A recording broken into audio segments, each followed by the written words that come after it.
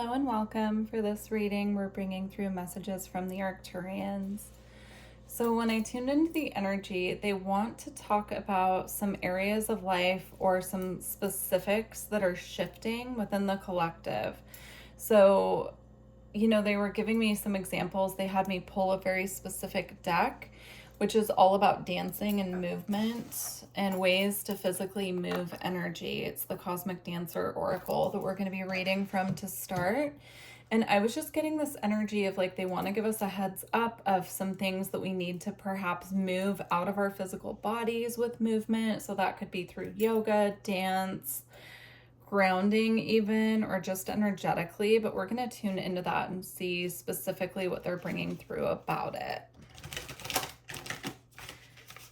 They're saying it's to bring our physical bodies into alignment with our energy bodies because, a lot of us have been doing all of this energetic soul work, and it's time to bring our physical bodies into alignment with that process. And so sometimes those are brought about by physical shifts, right? Like the card that stuck out to me when I pulled this deck was the Collaborate card. So these could be things that are shifting by physically collaborating with other people, collaborating more deeply with spirit on listening to our bodies, collaborating more even just with our bodies and just really listening, right, to our bodies and what they need at this time. So we'll see what comes out.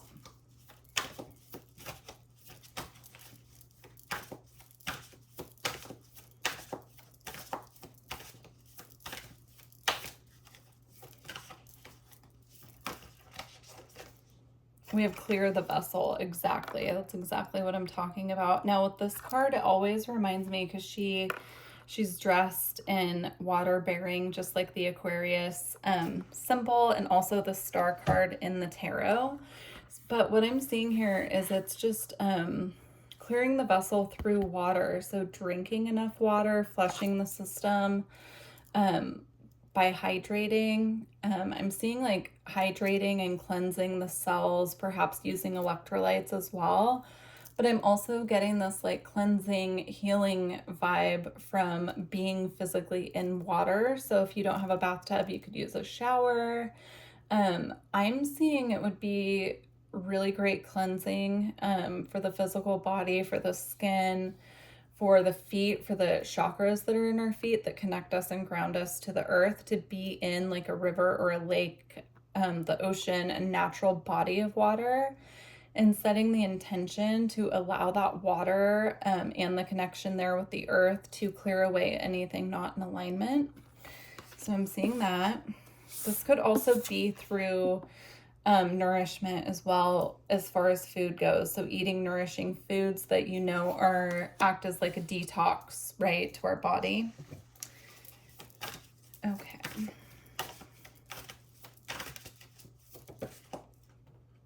Okay. We have offer. So I'm seeing this specifically here as a yoga pose, offering our bodies the opportunity to stretch and to move and to, really bring our body into harmony. I'm also getting, if you don't leave offerings for spirit, to check in with your intuition and see if that's something that you're feeling guided to do. I'm seeing an altar set up, ready for offerings, or perhaps if you've left offerings in the past, checking them and making sure that they're still fresh, replacing things that need to be replaced, maybe even doing an offering. I'm seeing like a smudge offering at an altar. So if you have an altar set up, specifically for like your ancestors or beings that you work with, just making sure it's nice and clean and refreshing the energy in that space. Okay.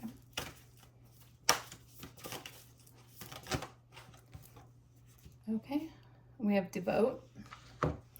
Again, I'm seeing this beautiful boat here out on the water, right? And all these hearts that she's dropping in the water full of light.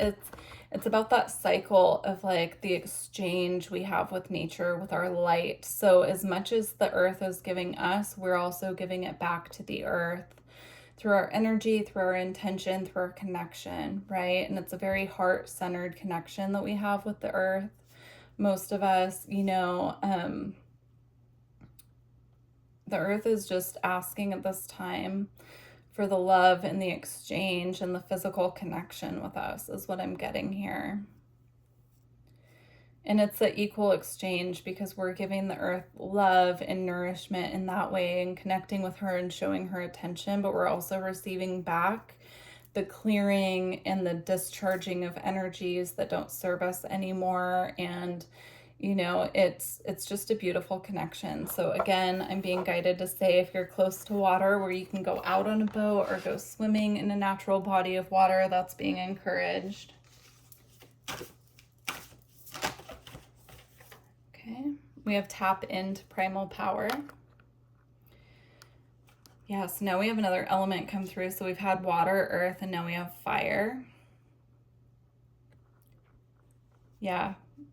If you feel guided to do a cleansing ritual with fire safely, of course, I'm seeing writing things that we want to clear and cleanse from our energy field, from our physical life, like writing a list of what we want to release and clear and burning the paper and asking the wind. Now we have the wind element coming in to, when the fire is out and the ashes are ready to be kind of released, like blowing those ashes into the wind and fully releasing those things from our energy field. I'm seeing it as like taking a weight off of our shoulders.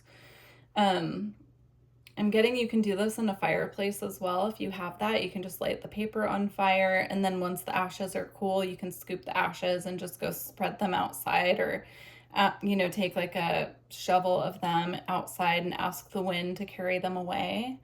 I'm just seeing this being really healing and purifying for us at this time. Removing that which does not serve. Yeah, I'm getting a message now too, going back to the physical body and the messages that have been coming through about that we don't realize how much other people's energy or things that we're subconsciously holding on to can weigh us down until it's cleared and we feel that weight has lifted. So very important spiritual, energetic hygiene, as well as physical hygiene and cleansing as well, right? Maintaining our bodies. Our bodies are our vessel that carries us through this life. And so keeping ourselves in attunement with that is very helpful. So here we have choreograph. This is about, I'm seeing this, I believe this is Metatron's cube here. I'm seeing this as like all these lines are connected to these bigger circles, and how we can weave these webs energetically with other people, situations. And it's really this beautiful choreography between us, other humans, and our spirit team that brings everything into its own balance and alignment. And I'm seeing here that like maintaining this cleanliness of these connections and these cords, and assuring that we're cutting those cords and clearing that energy which no longer serves us, it keeps this pristine and full of the light, right? You can see down here how it's really bright, and then up here it gets a little more dull. And so in order to bring the entire choreography into alignment with each other, like all these different connections and chords working in harmony, we need to make sure that they're staying clear and clean, right? So it's about energetic and physical maintenance on our physical bodies and our energy bodies as well. Okay, now we have Be Ecstatic, and I'm seeing this Be Ecstatic card is really celebrating when we feel good. Ecstatic dance can be a thing as well. So like moving the body and clearing energy in that way can be really helpful at this time. It's a great way, even if you just dance by yourself, just turn on the music and dance. It's a great way to not only clear energy, but it's also a great way to ground ourselves. It grounds us back into our bodies. A lot of us who have our upper chakras very active and are very connected to spirit, we tend to stay up in our like third eye and crown, even the throat chakra, just these upper chakras. But dancing helps us get back into that like primal energy of our lower chakra system and assist us with staying balanced and grounded between the physical and the spiritual. So beautiful messages. I'm interested to hear what you guys think about these and how it's resonating with you. Let's see what at this time what the Arcturians are activating. Let's see what oh, that was quick. Okay. We have Akashic Stargate, aligned with purpose, crossroads, and no wrong path. Yeah, this is again about, you know, just knowing how many doors are open and available to us, and we could have all these doors open at one time, and knowing that not every door is going to be for us. So using our intuition, going towards the one that we're most drawn to, that we feel most connects with us. Like even looking at these doorways, they're all beautiful, but I'm most drawn to the one with the rainbow, right? So it's about really trusting our intuition when doors open up for us, understanding what's for us and what's not, and knowing that just because a lot of doors open at one time, we need to really check in with self and decide, you know, which doors are for us and which doors we need to close and move on from. This goes back to that message I was getting with the choreography here as well, with other people, spirit, our bodies, our spiritual selves, and our physical selves. It's that not all of these paths are going to be the right ones, so then we close the doors on the ones that aren't meant for us, to really walk through that door with confidence, the things that are truly meant for us.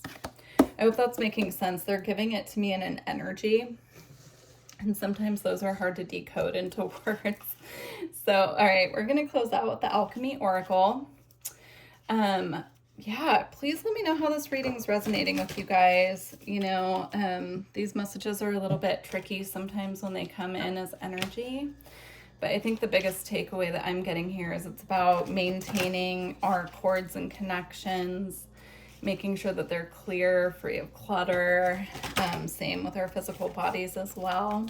So please do leave me a comment if this is resonating with you and let me know. And also, yeah, don't forget to like the video if you made it this far. Okay, we have 2. Oh, we have 3, actually. So these 2 go together, and then this one came out first. So this one is Sun Splendor, but I feel like that wants to be the closing card, so I'm gonna leave it there. And then these 2 came out together. So we have Nebula or Fog, and then we have Red, or excuse me, see, I thought it was the red card, but it's actually the Blood card. So Fog and Blood came out together, so I'm going to read them back to back here. Let me find them.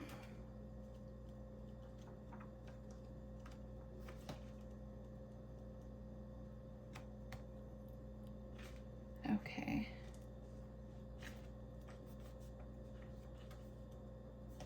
Interesting. Sorry guys, I'm like not the best with the Roman numerals. Okay. Found Blood. Feeling like we want to go with Fog first though. Okay, here we go.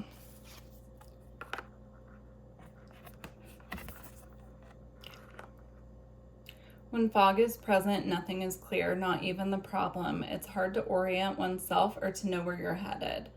A distinctly damp mood blankets the laboratory. Fog can be surprisingly pleasant as a counter to drama, and therefore it can lull us to sleep for long periods of time. With its cooling nature, fog is a natural balm for pain and trauma, yet this state cannot sustain us, for we long to see the horizon and our surroundings. There are 2 solutions. The first is heat. Think sweating, desire, confrontation, passion, and creativity. If it's too edgy, the second and inevitable solution is time. As they say, the morning fog burns off by noon, the sun will be seen again. How much time you spend in the fog is yet to be determined. I got a really clear message when I was reading that this ties in again to the physical body, how the clearing of this fog or the removal of this, when we really get clear, we start nurturing our body, we start, doing the proper energy maintenance, physical maintenance on ourselves. That clears the way for the blood to really be purified and cleansed. And I was getting this, to be honest, I think it's a reference to the Twilight books or something, where she would say that her blood would sing. And it's kind of like that's how they're putting it. I hope that makes sense to you guys. I also could have that completely wrong, but that's kind of how it's coming in. It's like this purified feeling where it brings in all this energy to the blood system, and the blood then purifies everything it comes into contact with in the body. So very specific message there. Very interesting. Let's read the blood card. Okay.